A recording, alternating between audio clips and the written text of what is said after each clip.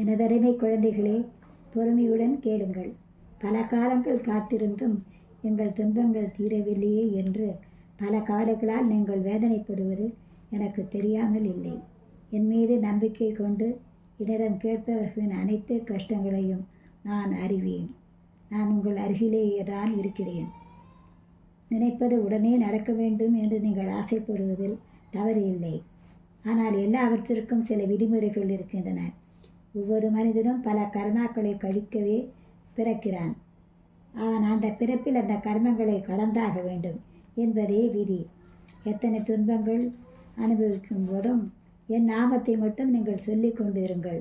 உங்கள் துன்பங்கள் சூரியனை கண்ட பனி போல மறைவதை காண்பீர்கள். நல்லவர்கள் கஷ்டப்படுவதும் கெட்டவர்கள் சுகமாக இருப்பது போன்று தோன்றுவது நிஜமில்லை.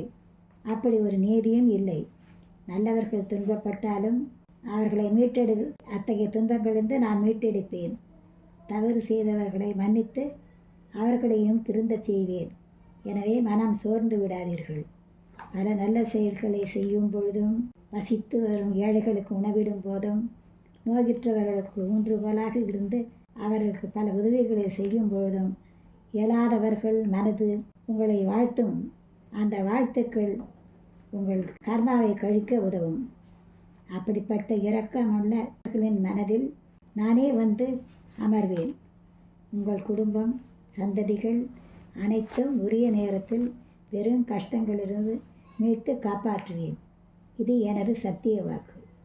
ஓம் சாய்ராம்.